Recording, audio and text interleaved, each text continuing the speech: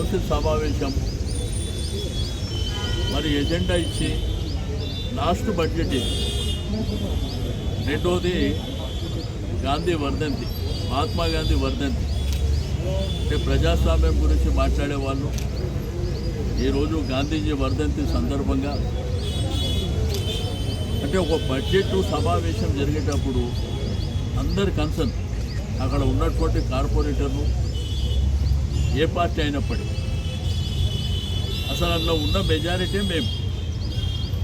Majority సభ్యులు ఉన్నది BRS party. అక్కడ మా వాళ్ళు అడిగింది ఫస్ట్ క్వశ్చన్ అవర్, ఎజెండాలో క్వశ్చన్ అవర్ కూడా ఉంది. క్వశ్చన్ అవర్ అయిన తర్వాత మీరు బడ్జెట్ పెట్టుకోండి అని చెప్పి మా వాళ్ళు రిక్వెస్ట్ చేసి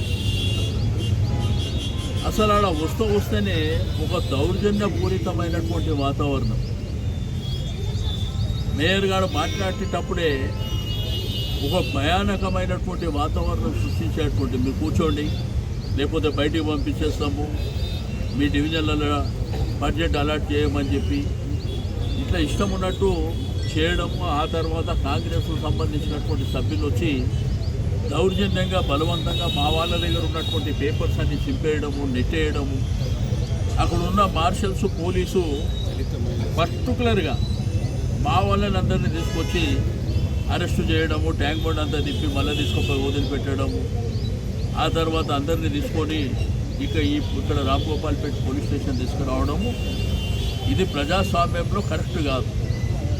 ఏ బడ్జెట్ ప్రవేశపెట్టాలన్నా కానీ అందరి సభ్యుల కన్సర్న్ తీసుకొని అందరినీ కాన్ఫిడెన్స్లోకి తీసుకొని చేయవలసినటువంటి అవసరం ఉంటుంది. మా ప్రభుత్వంలో అనేకమైనటువంటి కార్యక్రమాలు చేసినాం. జిహెచ్ఎంసీ డబ్బు సరిపడకపోతే ప్రభుత్వం ద్వారా డబ్బులు ఇచ్చి హైదరాబాదు అంతర్జాతీయ స్థాయిలో గ్రేటర్ హైదరాబాద్ని డెవలప్ చేసింది మనం 10 ఏళ్ల కాలంలో చూసినటువంటి. ఈ సంవత్సర కాలంలో ఎక్కడ వేసిన గొంగలు అక్కడనే, ఎక్కడ కూడా డెవలప్మెంట్ జరిగిన దాఖలాలు లేవు, డబ్బులు ఇచ్చిన దాఖలాలు లేవు. రెండోది, మీరు లాస్ట్ బడ్జెట్ ప్రవేశపెట్టే ముందు గత సంవత్సరం ప్రవేశపెట్టిన బడ్జెట్ వివరాలు ఇవ్వాలని మా వాళ్ళు డిమాండ్ చేశారు. అసలు లాస్ట్ టైం పెట్టిన బడ్జెట్ ఇప్పటి వరకు అలాట్మెంట్ జరగలేదు, ఆ వర్కే జరగలేదు. ఫస్ట్ ఆ వివరాలు ఇవ్వాలని చెప్పి మా వాళ్ళు డిమాండ్ చేస్తే బలవంతంగా వాళ్ళకి ఏంటంటే మేము నిన్న మొన్న స్టేట్మెంట్సే, అక్కడ ఎవరు గొడవ చేసినా ప్రజాస్వామ్యంలో అధికార పక్షంకి ఎంత రైట్ ఉంటుందో ప్రతిపక్షం కూడా అంతే రైట్ ఉంటుంది. ఆ విషయాన్ని మర్చిపోయి దౌర్జన్యపూరితంగా ఏదో మా దగ్గర పవర్ ఉన్నది కాబట్టి మా ఇష్టం ఉన్నట్టు చేసుకుంటాం అనే విధంగా మహిళలని కూడా లెక్క చేయకుండా తోటి మహిళలు. మరి గతంలో కూడా మేము ఇదే కార్పొరేషన్ రన్ చేసినాం కదా, ఆ రోజు కూడా ప్రతిపక్షానికి సంబంధించిన కాంగ్రెస్ కావచ్చు, వాళ్ళ దగ్గర సంఖ్యాపరంగా 2-3 ఉన్నప్పటికీ, బీజేపీ వాళ్ళు ఉన్నప్పటికీ అది ప్రజాస్వామ్య పద్ధతిలో పోడియం దగ్గరికి పోయినా కానీ వాళ్ళని కన్వీనెన్స్ చేసి సభ సజావుగా జరిగే విధంగా మేము ప్రయత్నం చేసినాం.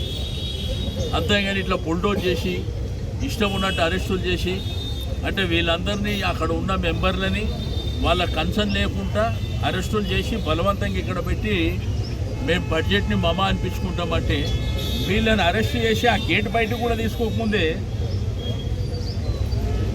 వాళ్ళు బడ్జెట్ ఓకే చేసినామని చెప్పేసి టీవీలో స్క్రోలింగ్లో వస్తున్నాయి. అదేం పద్ధతో అర్థం కాలేదు. బడ్జెట్ సమావేశం అన్నప్పుడు ఫ్రూట్ఫుల్ డిస్కషన్ జరగాలి. ఎక్కడెక్కడ దేనికి ఎంత కేటాయించారు దాని మీద చర్చ జరగాలి.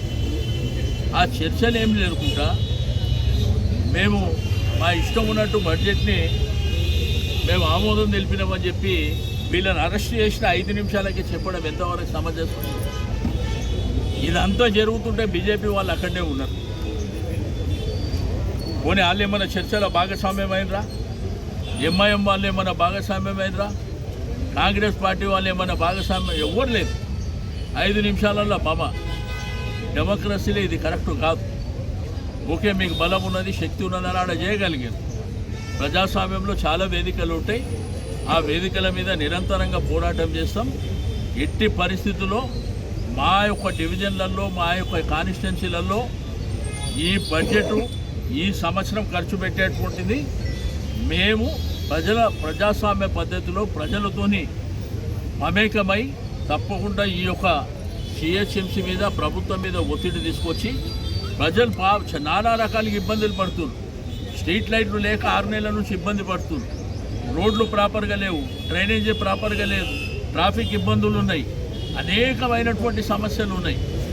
ఈ సమస్యలకు ఎక్కడ అడిగినా కానీ అధికారులు డబ్బులు లేవంటూ మీరేమో బడ్జెట్ అని గత సంవత్సరం మామూలుగా ఏం చేస్తారంటే గత సంవత్సరం బడ్జెట్ ఈ విధంగా ఖర్చు పెట్టుకుంటూ వచ్చినాం, ఈ సంవత్సరం మేము ఈ విధంగా బడ్జెట్ ప్రవేశపెడుతున్నామని దాని మీద చర్చ జరగాలి.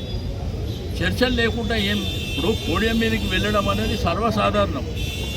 తప్పకుండా అపోజిషన్ పార్టీస్ల రోల్ డెఫినెట్గా ప్లే చేస్తారు. తప్పకుండా ప్రజాస్వామ్య పద్ధతిలో ప్రజల నుంచి పోరాటం చేసే గొంతుకలని తప్పకుండా ప్రభుత్వం మీద మేయర్ మీద ఒత్తిడి చేయడానికి వాళ్ళ ప్రయత్నం వాళ్ళు చేస్తారు. కానీ మీరు ఈ విధంగా బుల్డోజ్ చేసుకొని మా ఇష్టం ఉన్నట్టు చేసుకుంటామంటే మీ కర్మ. అల్టిమేట్గా ప్రజలు ఉన్నారు, ప్రజలు నిర్ణయిస్తారు.